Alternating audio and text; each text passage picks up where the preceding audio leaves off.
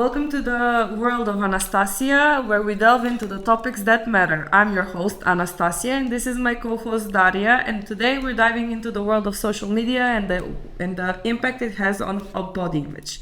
Let's explore the strategies for overcoming the body image issues and the pressure in the digital age. But before we do so, we have a quick announcement from our sponsors.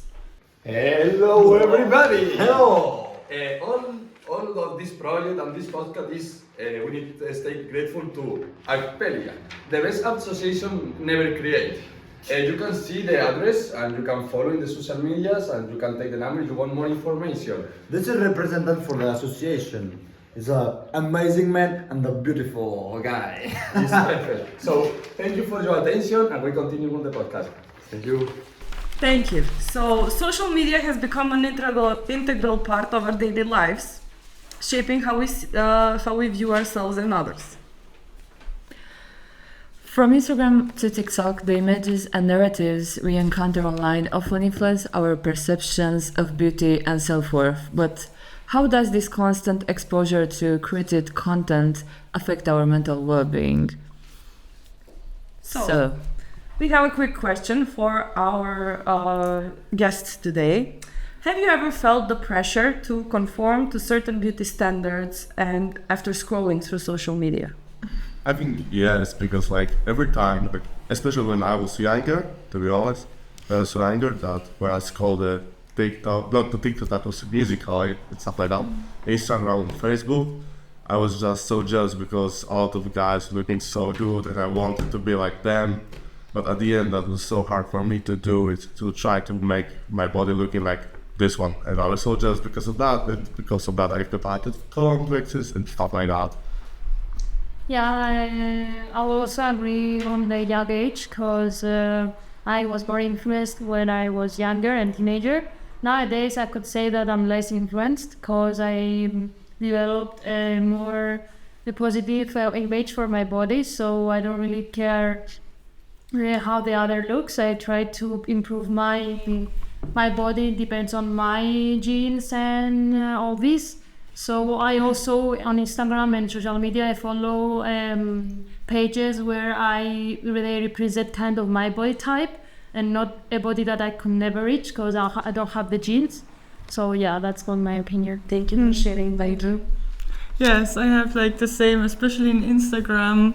When I was younger, it was hard because there's also an unattainable beauty standard, something you cannot achieve naturally. And sometimes you see these things and you can choose, but so it's, as you said, Marina, important to be mindful about how your feed looks like and what kind of pictures you expose yourself to. Yeah, in Poland, it's very popular that a lot of people have problem with that, but they don't really want to share it. They score in the picture and they're like, no, it's not that good. And after that, they have really mental issues because they are not really want to show us their problems with that. That they just scrolling this Instagram and they're like, I really want to be like that, but I can't show you that because this is the weakness. It's our weakness. For us, it's weakness, and community in Poland just don't like the weak guys. Stuff like that. Thank you for sharing, Miloš. Also, thank you for sharing, Sabina. And before we continue to our next talking point, we have another announcement from our sponsors. Hello! Hello again, guys. Sorry for taking your time, but it's a little time because I hope that you meet more connection with this beautiful and amazing project that the name is Arpelia. True. This is the person from staff.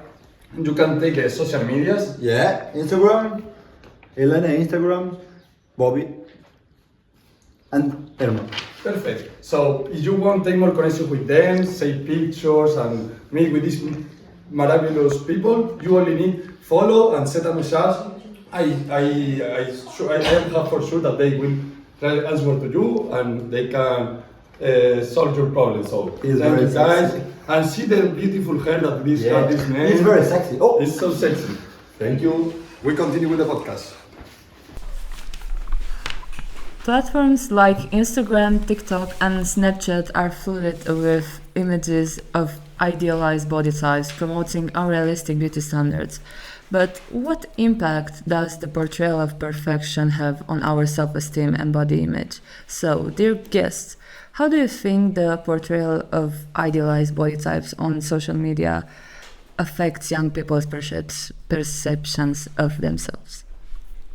As we said to the previous question, when you're a teenager and you're going through your hormones and different emotions because your body is changing, being influenced by the social media is hard to deal, and I think that young people do, because nowadays the social media are really into our lives. Like we see that people from young age, like primary school or earlier, they have social medias or like phones. When I was young, I didn't have this access so easy, so the people now, they get influenced a lot, because from young age where you try to create your character is so into your lives. So yeah, I think they influenced. Thank you. Yeah, and I think wait, yeah, it's really affecting young people really bad, because they're more vulnerable with themselves. They don't find their own personality yet, so it's like they have a problem with personality, and then the body gets like pushed more into the, like they think it's important. When you get older, you kind of not care so much about the body but more about the mind, and it's Yeah, like when you're just this generation is like different than our, I think so, because I mean as well, like Marina, I've made my first film I've built up when I was like at 10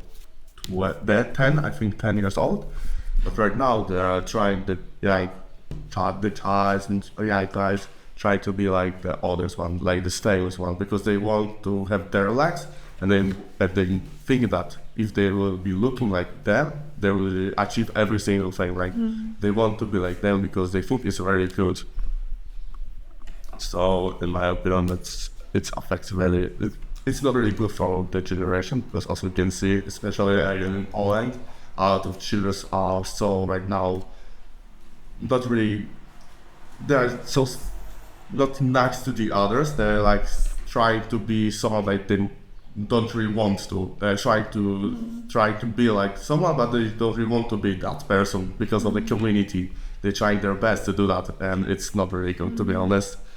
Yeah, and also I want to add that when you're young and you first get your social media, you have a lot of different things on your feed, and you are influenced from different types of things. But when you get older, you can create your feed and you see what you want and what you think that is toxic. But young people don't have this ability to understand which is good for them and not at young ages. I think also the difference between social media and real life is you focus on one person, you have one feed, for example, and you compare yourself so much. But if you go on the street and you look at more people, it's like everybody is different. So it focuses like only on one certain thing, so it makes you really compare yourself, and this is really unhealthy. Yeah, true. Thank you all for sharing. So now, before going to our next point, we have a new quick announcement from your favorite guys. Our principal product, okay, is our principal sponsor. So, Selena, you have a beautiful hair. Oh, thank you. I think that you use HS. Yeah. The last model of HS, 2-in-1, shampoo and conditioner. All of us use this product, so you can check in all the hairs that you have a beautiful hair. And it's a model, a national model that for sure she used HS. Is our principal sponsor. He used mira, the movement of the hair when you use HS. You use the HS movements. Boom, boom, wow. It's inamovible, so it's don't move the hair because have protection for all. So thank you for paying attention. HS is cheaper, the last brand and the new model. You can buy online, and we will put the link in the description. Thank you, guys. Thank you. Thank you. So we all know that embracing authenticity and vulnerability can foster genuine connections and reduce the pressure to present a perfect image. But how can we encourage others to share their authentic selves in a culture that values perfection? So my question to you three is, do you think social media platforms should do more to promote authenticity within their reach? Do you think that there could be actual genuine self-expression on social media, and how these platforms could potentially affect this? So can you answer this? Yeah. So for me, of course, with the social media, it's like right now, influencers are really important people for our generation. And I think they should post more, like they should post more pictures of their other types of body, not only one, for example, or we take it just promoted and stuff like that. Like they will just help the other young people, like the children, for example, they will just help them to find their way, with their way they want to go, like in the future. And I think right now, especially in Poland, again, we don't have a lot of things like they promote authenticity. Before they don't promote the stuff like that. Like it's really like not really often. I don't really know any of why on social media account, to be honest.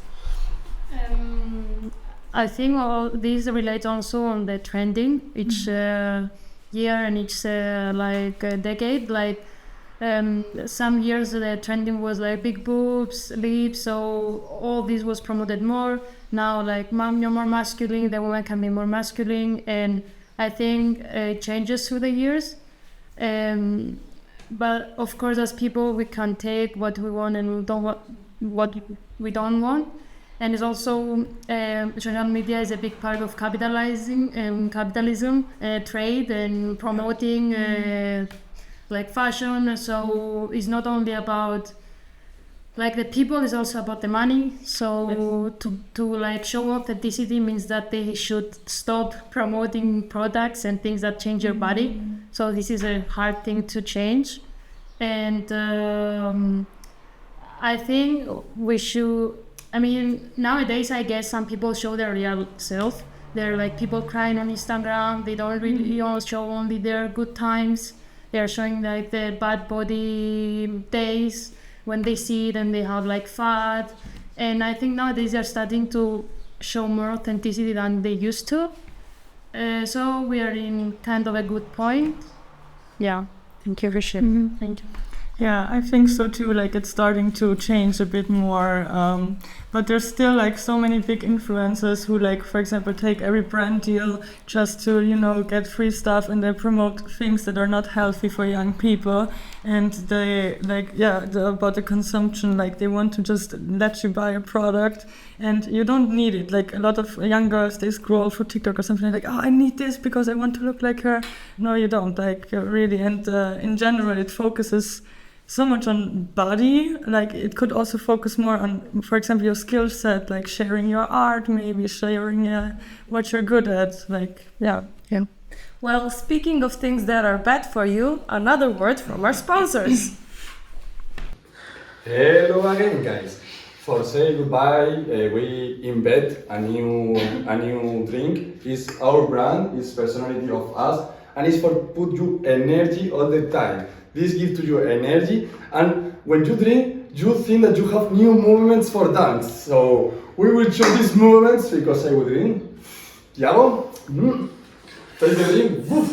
Thank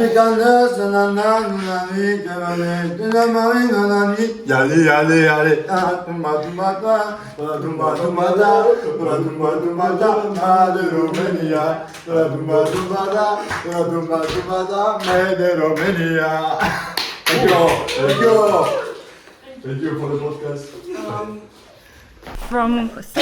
From therapy to self-help books, there are numerous resources that individuals can use to improve their body image and their mental health as well.